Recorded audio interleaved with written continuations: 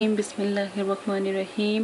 میرے پیارے بہنوں اور بھائی، امید کرتی ہوں کہ آپ سب خیریت سے۔ مجھے بہت زیادہ خوشی ہے اور بہت زیادہ کمنٹس میں یہ چیزیں پسند کی گئی ہیں کہ آپ ہمارے ساتھ جو آداب جو آپ نے ہم سے شیئر کرتے ہو، ہمیں وہ بہت پسند آتے ہیں۔ کم از کم ہمیں ہر بات کا علم ہوتا ہے کہ کیا چیز ضروری ہے اور کیا چیز نہیں ضروری، ٹھیک ہے۔ آج کچھ ایسی باتیں آپ کو بتائی جائیں گی جو آپ کے لیے بہت ضروری ہے، جو مطلب کہ حاضرات میں ایسی کون سی چیزیں ہیں جن کا استعمال آپ نہیں کر سکتے۔ نمبر 1، جس طریقے سے جس کمرے میں، معذرت کے ساتھ، جس کمرے میں بھی آپ نے روحانیت یا کوئی عمل یا جس کی زکوٰۃ ادا کی ہے تو حاضرات کروانی ہو، وہ کمرہ بالکل پاک صاف ہو۔ اس کمرے میں کوئی بھی فحش حرکت، زنا اور شراب و نوشی جیسا گناہ نہ کیا گیا ہو، ٹھیک ہے۔ ٹی وی اس کمرے میں بالکل نہ چلتا ہو اور کسی بھی طرح کا کوئی فحش کام نہ ہوتا ہو۔ کسی کمرے میں، یعنی کمرے میں کسی طرح کا ایسا گندا کیلنڈر استعمال نہ کیا گیا ہو یا لگا نہ ہو جس پر غلط مرد عورت کی فحش اور برہنہ تصویر ہو۔ حاضرات موکلین کے وقت کمرے میں کوئی بھی شخص سگریٹ نوشی نہ کرے، بلکہ بہتر تو یہی ہے کہ جس کمرے میں آپ عمل کرتے ہو یا عملیات کرتے ہو یا حاضرات کرتے ہو یا کوئی بھی عمل کرتے ہو، وہاں پر سگریٹ نوشی نہ استعمال کی جائے، بالکل پاک صاف ہو۔ کم سے کم اگر کوئی کرتا بھی ہے، اچانک کسی کو نہیں پتہ لگتا، تو کم از کم 3 گھنٹے پہلے وہ تمباکو نوشی کی ہو اور اس کے بعد کوئی عمل کی پڑھائی شروع کی، مطلب کہ کی جائے، ٹھیک ہے۔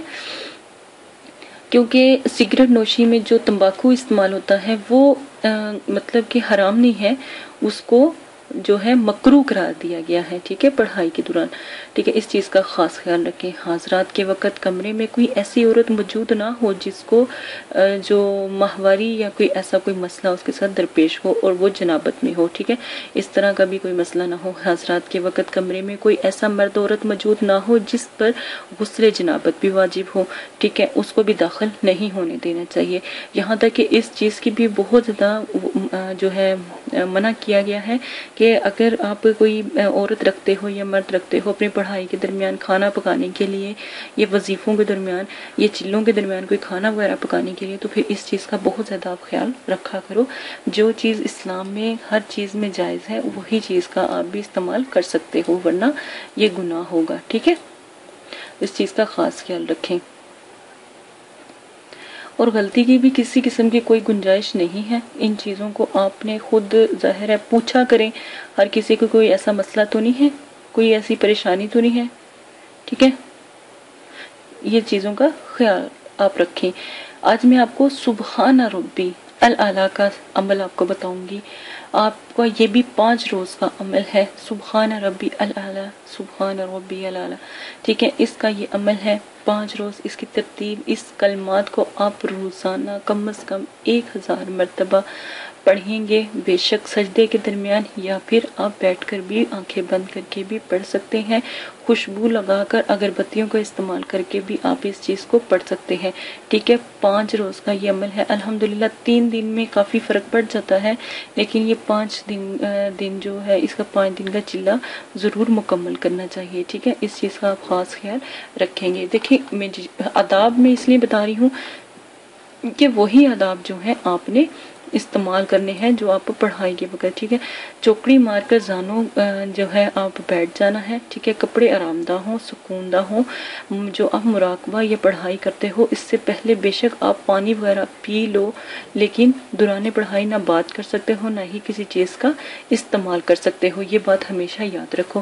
اور ہمیشہ بے شک آپ تصور باندھنا چاہتے ہو تو کسی بھی ایک پاک چیز کا تصور باندھ سکتے ہو، جیسے اللہ کے نام کا، سبحان ربی الاعلیٰ کا تصور باندھ سکتے ہو، ٹھیک ہے۔ درمیان آنکھوں پہ تھوڑا سا زن پہ زور دو گے، یعنی کہ النور المقام پہ جب آپ زور دو گے تو انشاءاللہ آپ کی روحانیت بھی اجاگر ہو جائے گی۔ نمبر 3، ایک بات یاد رکھیں، جن بزرگوں سے منسوب کیے جاتے ہیں انہوں نے اپنا نام ظاہر نہیں کیا ہوتا، جن سے یہ عمل مطلب کہ منسوب کیے جاتے ہیں، ٹھیک ہے۔ اجازت لینے کی کوشش آپ جو ہے جب عمل کرو، یعنی سب سے پہلے آپ کوشش کیا کرو کہ جب آپ کو روحانیت کے عمل دیے جا رہے ہیں تو پھر انہی کی اجازت زیادہ مانگا کرو، ٹھیک ہے نا۔ اور پھر میں نے ایک کافی اچھا طریقہ آپ کو اجازت کا بتایا ہوا ہے کہ اجازت کے لیے آپ کیا چیزیں کر سکتے ہو اور کیا نہیں کر سکتے، ٹھیک ہے؟ اجازت کیسے لی جاتی ہے، ہر کسی میں آپ کے ساتھ شرائط وغیرہ ہر چیز آپ کو بتائی جاتی ہے۔ میں نے آپ کو 6 کلو چینی کے بارے میں بھی کہا ہوا ہے، 3 دن کسی کو کھانا کھلانے کے بارے میں بھی کہا ہوا ہے، مسجد میں بھی جا کر آپ لوگوں کو کھانا دے سکتے ہو، کوئی میٹھا تقسیم کر سکتے ہو 3 دن کے لیے، پھر اجازت آپ عمل کی حاصل کر سکتے ہو۔ ان چیزوں کا خاص خیال رکھا کریں، اجازت دیں، اپنا خیال رکھیے گا، دعاؤں میں یاد رکھیے گا، اللہ پاک آپ کو کرنے کی توفیق عطا فرمائے۔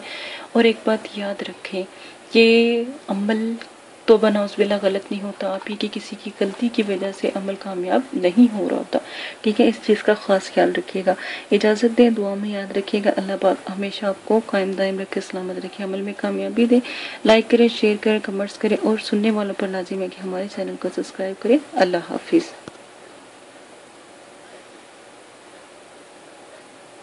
رکھیے گا، اللہ حافظ۔ اعوذ باللہ من الشیطان الرجیم، بسم اللہ الرحمن الرحیم۔ میرے پیارے بہنوں اور بھائی، امید کرتی ہوں کہ آپ سب خیریت سے ہوں گے۔ ہر عامل کے لیے ضروری ہے کہ وہ ہمزاد، موکلات اور جنات اور حضرات کے اور پریوں کے اور فرشتوں کے عمل کرنے سے قبل اپنے اندر روحانی قوتوں کو پیدا کرے، اور اس سے عامل کے اندر زبردست قسم کی روحانیت اور روحانی قوتیں پیدا ہو جاتی ہیں، اور حضرات اور ہمزاد، موکلات، جنات اور پریوں وغیرہ کے عملیات میں یا عمل میں انشاءاللہ کامیابی ان کو ملتی ہے، اور وہ کامیابی سے ہمکنار ہوتے ہیں، اور کبھی بھی ناکامی نہیں ہوتی۔ اور جو لوگ ان کا یعنی روحانی قوتوں کو بڑھانے کا، روحانی آنکھ کا اور باطنی آنکھ کا چلہ نہیں کرتے، تو وہی لوگ ہیں جو کامیاب نہیں ہوتے عملیات کی دنیا میں۔ تو آپ سے گزارش کی جاتی ہے کہ جو ہم شرائط اور عمل میں طریقہ آپ کو بتاتے ہیں، وہ طریقہ آپ اختیار کریں تو آپ کے لیے بہت نایاب ہے۔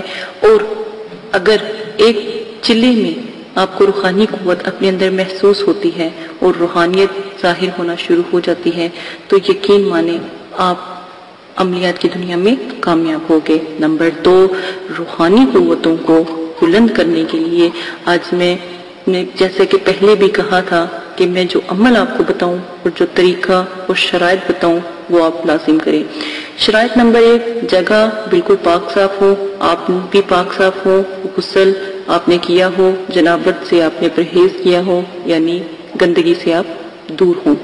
نمبر 2، آپ جب بھی روحانی قوتوں کو محسوس کریں یا اپنی آنکھوں کو بند کریں، اس سے پہلے ایک طریقہ اختیار کریں۔ طریقہ وہ یہ ہے کہ جب بھی آپ مراقبہ روحانی قوتوں کو یعنی روحانی آنکھ، باطنی آنکھ اور تیسری آنکھ کا عمل جو آپ کو بتایا جائے کرنا شروع کریں، تو اس سے پہلے روئی کے 2 پھپھولے، سپنج 2 پھوے لے کر پانی میں ہلکا سا ڈبو لیں، یعنی پانی میں ان کو بھگو لیں، پانی چھڑکا لیں، اور پانی نچوڑ کر بہت معمولی سا کالی مرچوں کا پاؤڈر اس پھپھولوں پر آپ لگا لیں، اور ان کو مسل کر کانوں میں رکھ لیں۔ یہ آپ کے لیے روحانیت کو اجاگر کرنے کے لیے ایک نایاب تحفہ ہے، اگر کہیں تو نعمت اور رحمت ہے۔ دونوں کانوں میں جب آپ رکھ لو تو یہ آپ کو تھوڑی سی گرمی، جلن اور دنیاوی لوگوں کی آوازوں سے دور رکھے گی، اور آپ کی جو اندر کی آواز ہے وہ آپ کو دوسری دنیا میں لے جانے کا ذریعہ بنے گی۔ نمبر 3، اگر آپ نے عمل کرتے ہوئے اپنے اندر یہ بات رکھی کہ پتہ نہیں یہ عمل مضبوط ہے کہ نہیں، یہ عمل ٹھیک ہے کہ نہیں، تو کبھی بھی آپ کامیاب نہیں ہوگے۔ روحانیت کو اجاگر کرنے کے لیے روحانی اور جو بھی چلہ یا ریاست آپ کو بتائی جائے اور ذکر و ذکرات بتایا جائے، اس پر مکمل توکل رکھیں۔ سب سے پہلے توکل رب مضبوط رکھیں، اللہ پر توکل، یقین کامل، اور اللہ سے ایک رابطہ قائم کرنے کا سوچ اپنے اندر رکھیں تو جلدی کامیاب ہوں گے، ورنہ آپ کی ریاست اور چلہ اور عملیات بیکار ہیں۔ ہر انسان کے اندر روحانیت ہوتی ہے، روحانیت موجود ہوتی ہے، کسی میں کم کسی میں زیادہ ہوتی ہے، اور کسی میں اتنی زیادہ ہوتی ہے کہ پہلے روز ہی مشاہدات نظر آنے لگ جاتے ہیں، لیکن بعض لوگوں کی دیری ہوتی ہے، اس لیے ان کو 3 چیزوں کا مشورہ دیا جاتا ہے تاکہ آپ ان 3 چیزوں کی مدد سے روحانیت کو اجاگر کر سکیں۔ نمبر 5، ایسے لوگ جو عصبی مرض میں مبتلا ہوں، دوروں میں، یعنی کسی پر زیرو کا ہونا، مسلط ہونا، سفلی جنات کا مسلط ہونا، ایسی چیزیں اگر ہوں تو وہ ان عملیات سے پرہیز کریں اور روحانی قوت وغیرہ کا بھی عمل نہ کریں، کیونکہ اگر آپ پھر عمل کرتے ہو تو یہ پھر خطرناک ثابت ہو سکتا ہے اور خطرہ عظیم ہو سکتا ہے۔ اس چیز کا خاص خیال رکھیں کہ کوئی بھی مریض یعنی جس کے اوپر جادو وغیرہ یعنی جنات کا اثر سایہ پہلے بھی رہ چکا ہو، یہ عمل نہ کرے۔ آگے جس طرح بھی آپ کو طریقہ بتایا جائے وہ آپ لازم اختیار کریں۔ جو عمل جس طرح بتایا جائے گا، جیسے ہی اس کا طریقہ بتایا جائے، جو ذکر بتایا جائے، آپ وہی ذکر اختیار کریں گے۔ اس میں غلطی کی کسی قسم کی گنجائش نہ کریں۔ روحانی آنکھ میں اگر آپ کو کہا جاتا ہے کہ آپ لیٹ کر، اٹھ کر، بیٹھ کر آپ یہ عمل کر سکتے ہو، چلتے پھرتے یہ عمل کر سکتے ہو، تو اس میں آپ ان چیزوں کو استعمال کر سکتے ہو، اس کا آپ کو فائدہ ہی ہوگا۔